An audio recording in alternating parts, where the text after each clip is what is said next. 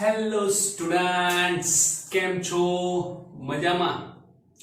આજે આપણે જોઈશું ચેપ્ટર 13 ના ઉદાહરણ દાખલા, જેની શરૂઆત કરીશું આપણે ઉદાહરણ નંબર 1 થી. તો રકમ વાંચું છું. આયરનના ન્યુક્લિયસ માટે દળ 55.85 U છે અને A બરાબર 56 આપેલ છે. તેના ન્યુક્લિયસની ઘનતા શોધો. ઓકે, હવે આપણને ખબર છે કે 1 U બરાબર કેટલા થાય? 1 U બરાબર 1.66 10⁻27 કિલોગ્રામ થાય છે. ઓકે, હવે કરવાનું શું છે? તો ઘનતા માંગી છે.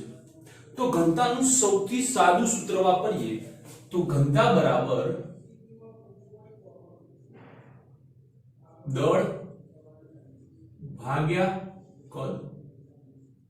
હવે એનું કુલ દળ આપેલું છે m, એનું કદ ન્યુક્લિયસ ને ગોળાકાર ગણીને તેનું કદ 4/3πr³ લેવું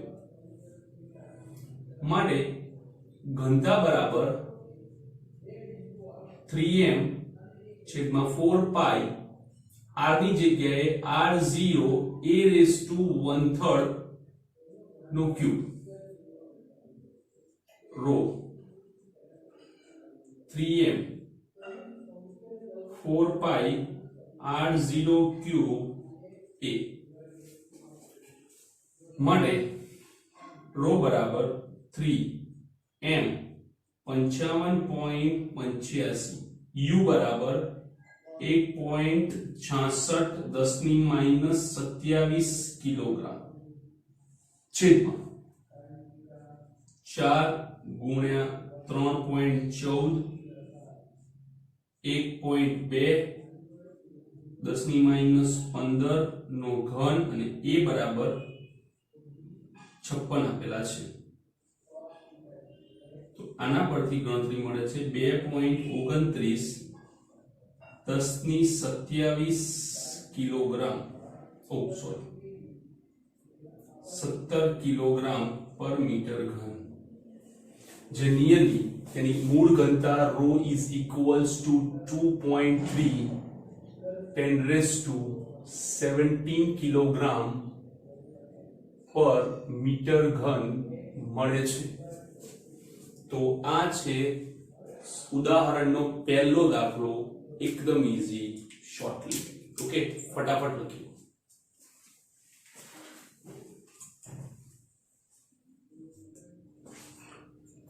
હવે જોઈએ ઉદાહરણનો બીજો દાખલો.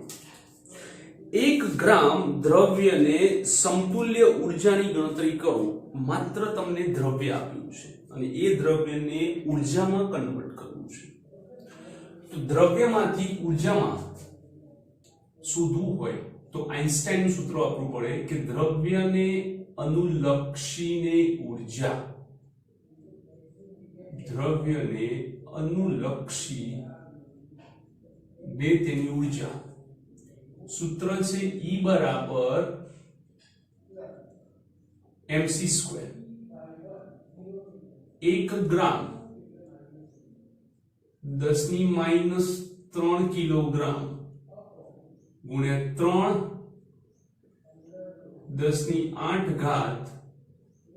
નો વર્ગ E 10⁻³ 3 નો વર્ગ 9 10⁻16 E બરાબર 9 10⁻13 જૂલ. 1 ગ્રામ દ્રવ્યને સમતુલ્ય ઉર્જા થાય છે E બરાબર 9 10⁻13 જૂલ. એક જસ્ટ લાઈક MCQ તરીકે જે ઉદાહરણ હતું. ફટાફટ લખી લો, પછી જોઈએ ઉદાહરણ નંબર 3.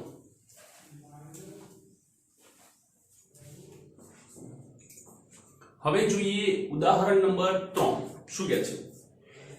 એક એટોમિક માસ યુનિટ ને સમતુલ્ય ઉર્જા પ્રથમ જૂલમાં અને પછી MeV માં શોધો.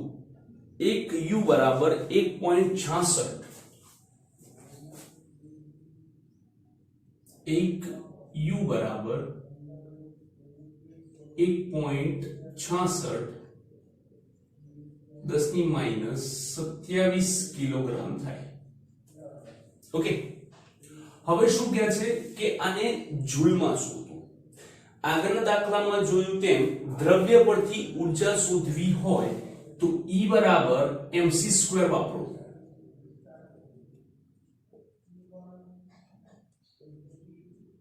एक 1.66 10 ની માઈનસ 27 ગુણ્યા 3 10 ની 8 ઘાતનો વર્ગ. 1.66 10 ની માઈનસ 27 3 નો વર્ગ 9 10 ની 16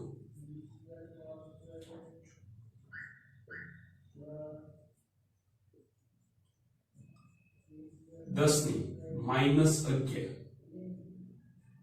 1.494 10 ની માઈનસ 10 ઘાત જૂલ ઉર્જા થાય છે. કેટલા થાય છે? 1.494 10 ની માઈનસ 10 ઘાત જૂલ ઉર્જા થાય છે.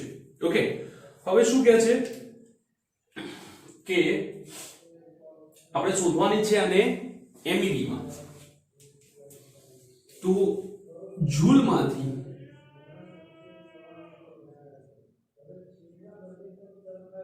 ઇલેક્ટ્રોન વોલ્ટ માં ફેરવવા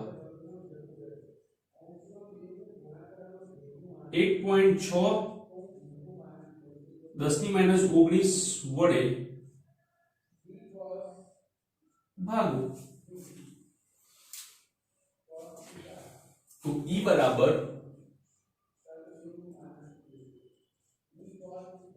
14.94 10 ની માઈનસ 11 ભાગ્યા 1.6 10 ની માઈનસ 19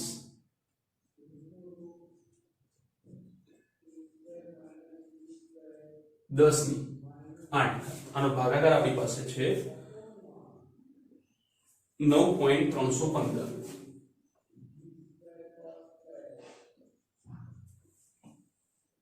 આટલા ઇલેક્ટ્રોન વોલ્ટ થાય. હવે આપણે જોઈએ છીએ મેઘામાં. મેઘા એટલે અહીંયા 6 થવી જોઈએ, તો 931.5 કરી દઈએ. 10 ની 6 ઇલેક્ટ્રોન વોલ્ટ તો થાય 931.5 મેગા ઇલેક્ટ્રોન વોલ્ટ.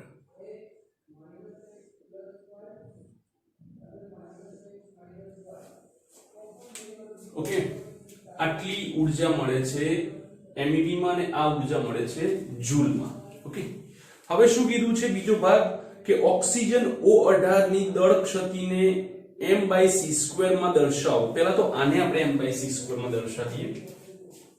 તો સૂત્ર છે કે E =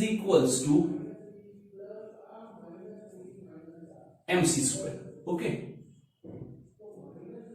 તો m બરાબર શું થાય? E/c². તો કેટલું દળ છે? 1 U. આ દળને સમતુલ્ય ઊર્જા કેટલી? 931.5 MeV/c².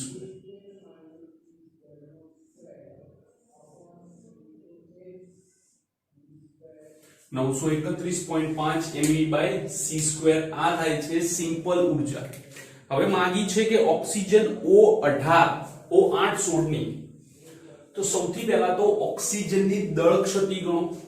ઓક્સિજનની દળ ક્ષતિ માંગ્યું છે કે ઓક્સિજનની દળ ક્ષતિને mVeV/c² માં દર્શાવો. O18 ન્યુક્લિયસનું પ્રાયોગિક દળ આપ્યું છે 15.99053.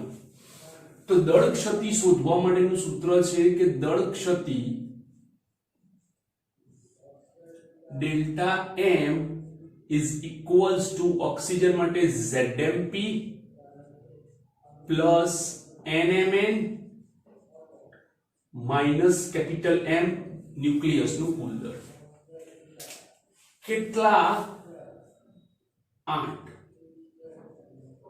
1.00 1.007 સમથિંગ છે 7 to 7 8 ન્યુટ્રોન એનું છે 1.00866 માઇનસ કુલ દળ 15.99053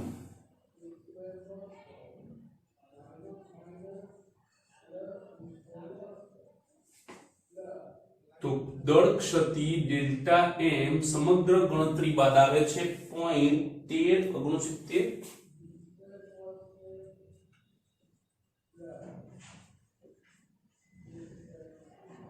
આટલી દળ ક્ષતિ આવે છે ઓકે અને આ દળ ક્ષતિને અનુરૂપ ઊર્જા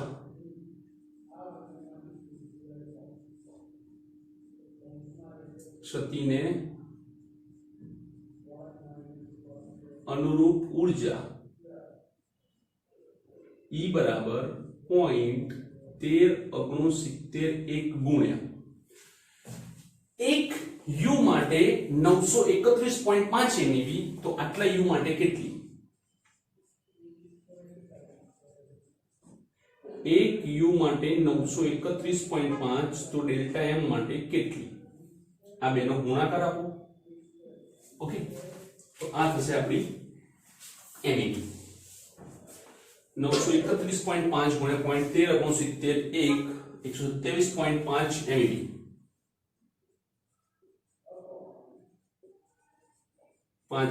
માટે 0.13691 U જેને આપણે કહીએ છીએ delta M is equals to 127.5 MeV by c square આની જે ઊર્જા આવે એ ઊર્જા ભાગ્યા c સ્ક્વેર તો આના સમતુલ્ય ઊર્જા મળી 127.5 MeV by c સ્ક્વેર જેને દળ ક્ષતિ કહે છે તો આ રહ્યો તમારો ઉદાહરણનો ત્રીજો દાખલો લખ્યો હવે જોઈએ ઉદાહરણ નંબર 4 શું કહે છે આલ્ફા ક્ષય પામતા યુરેનિયમ 92238 નું અર્ધ આયુ 4.5 10⁹ વર્ષ છે યુરેનિયમના 1 ગ્રામ નમૂનાની એક્ટિવિટી કેટલી થશે અહીંયા અર્ધ આયુની વાત કરી છે સૌથી પહેલા તો 1 ગ્રામ નમૂનામાં કેટલા ન્યુક્લિયસ હોય તે જોઈએ ઓકે તો યુરેનિયમ માટે 238 ગ્રામ 238 ગ્રામ યુરેનિયમ માં ન્યુક્લિયસ ની સંખ્યા એવોગેડ્રો અંક જેટલી તો 1 ગ્રામ યુરેનિયમમાં ન્યુક્લિયસની સંખ્યા કેટલી n જેટલી n બરાબર 1 ગ્રામ ગુણ્યા એવોગેડ્રો નંબર 6.023 10⁻23 ભાગ્યા 238 n બરાબર ગણતરી પ્રમાણે જવાબ આવે છે 25.3 10⁻20 25.3 10⁻20 ન્યુક્લિયસ એટલે કે પરમાણુઓ હોય છે હવે શું આપેલું છે અર્ધ આયુ કેટલો આપ્યો છે તો અર્ધ આયુ આપેલો છે 4.5 10⁹ વર્ષ 4.5 જ છે ઓકે 5 10⁹ વર્ષ એક વર્ષ બરાબર 3.16 10⁷ સેકન્ડ ઓકે આ થયો તમારો tn હાફ હવે નમૂનાની એક્ટિવિટી માંગેલી છે તો એક્ટિવિટીનું સૂત્ર લખો કે નમૂનાની એક્ટિવિટી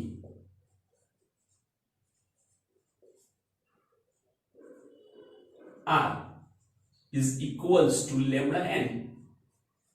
lambda बराबर 0.693 by tau and half n 0.693 25.3 10 ની 20 ભાગ્યા 4.5 10 ની 9 3.16 10 ની 7 ભાગાકાર આપો તો ભાગાકાર થાય છે 1.23 10 ની 4 ઘાત બેકવેલ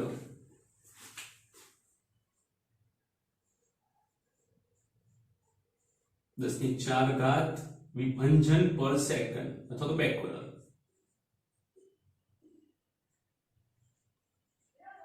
23 10 ની 4 ઘાત બેકवर्ड ओके तो आ રહ્યો તમારો ઉદાહરણનો ચોથો દાખલો લખેલો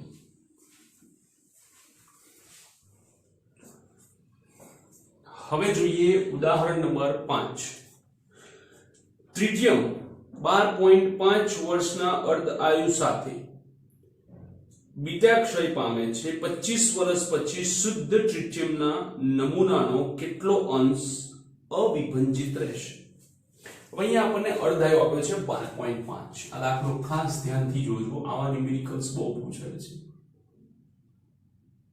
12.5 આપણને કુલ સમય પણ આપેલો છે 25 વર્ષ ओके અને એવું કીધું છે કે કેટલો ભાગ અવિભંજિત રહેશે એનો મતલબ એ છે કે આપણે એવું કીધું છે કે n છેદમાં n0 શોધો તો આનું સૂત્ર એક જ થાય કુલ સમય આપેલો હોય ત્યારે કે n છેદમાં n0 બરાબર 1/2 t છેદમાં t and half 1/2 कुल समय 25 वर्ष अर्धायु 12.5 वर्ष 25 भागे 12.5 2 1/4 n छेदમાં n0 तो आम 25 वर्ष बाद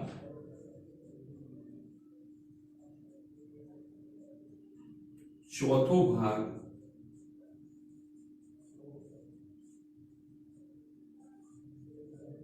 अविभंजित રહેશે કેટલો ચોથો ભાગ અવિભંજિત રહેશે તો આ રહ્યો તમારો ઉદાહરણ નંબર 5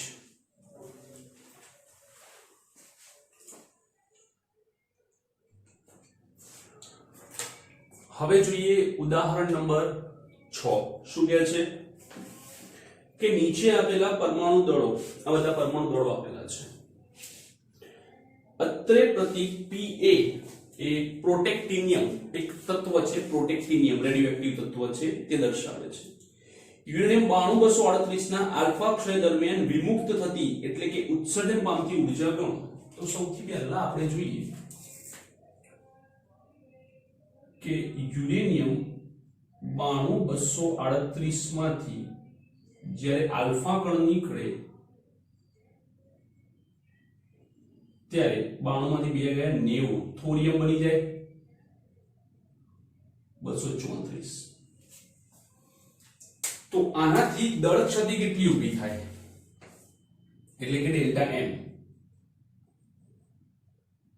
અથવા તો ડેલ્ટા m જ લઈએ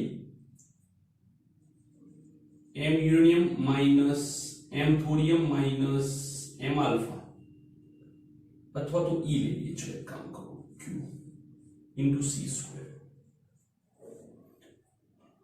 અહીંયા જે દળ છે બધા U માં છે 238.05079 માઈનસ થોરિયમ 234.043 माइनस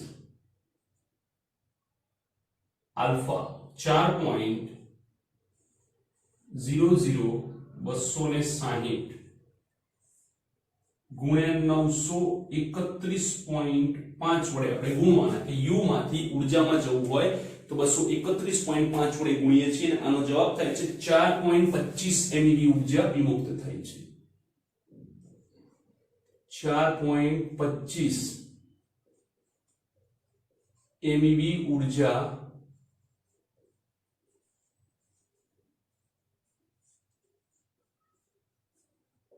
વિમુક્ત થાય છે.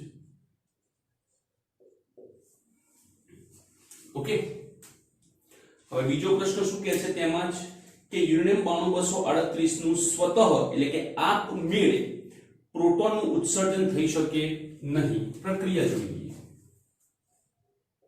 પ્રક્રિયા શું કહે છે કે યુરેનિયમ 92238 માંથી પ્રોટોન H11 પ્લસ આપણે Q ની ગણતરી કરીએ તો અહીંયા આવે છે એક નીકળી ગયો 91 પ્રોટેક્ટિનિયમ 237. ઓકે, તો આના માટે વિમુક્ત થતી ઉર્જાની ગણતરી કરીએ તો થાય m uranium minus m protactinium minus m proton into c square. 238.050 237.05121 minus 1.00783 આ મળે u ગુણ્યા 931.5 વડે ગુણીએ એટલે જવાબ આવે છે MeV માં અને આની ગણતરી પ્રમાણે થાય છે -7.68 MeV ઉર્જા. તો લખાય કે Q લેસ ધેન 0 હોવાથી આપણે થિયરીમાં ચર્ચા કરી છે કે Q લેસ ધેન 0 હોવાથી પ્રોટોનનું આપમેળે ઉત્સર્જન ન થાય તેને બહારથી ઉર્જા આપવી પડે છે. ઓકે, તો આ રહ્યો તમારો ઉદાહરણનો છઠ્ઠો દાખલો. લખી લો.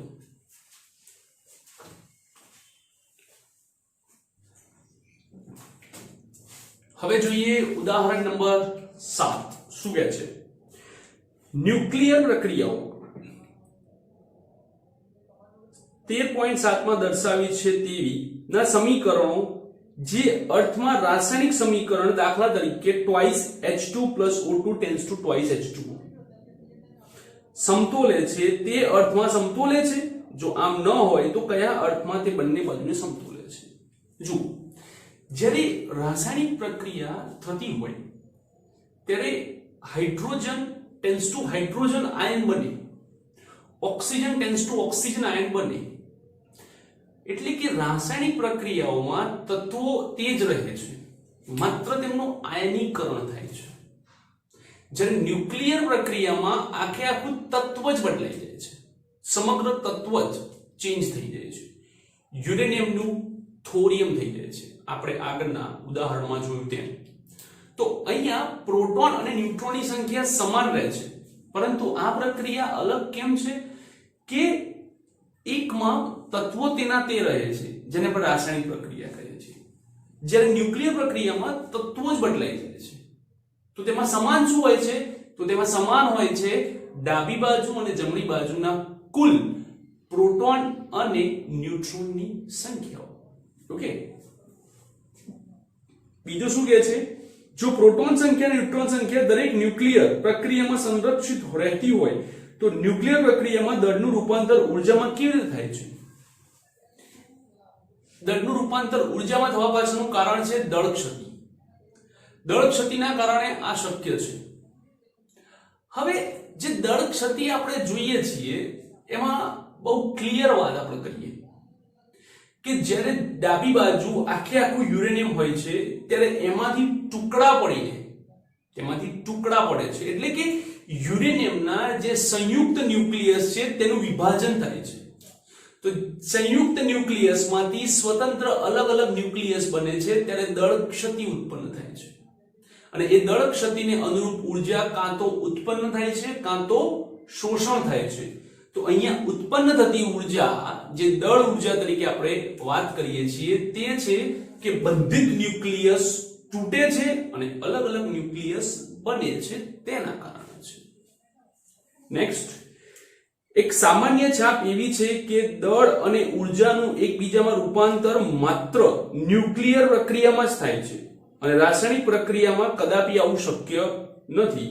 આ તદ્દન ખોટું છે એમ સમજો નથી.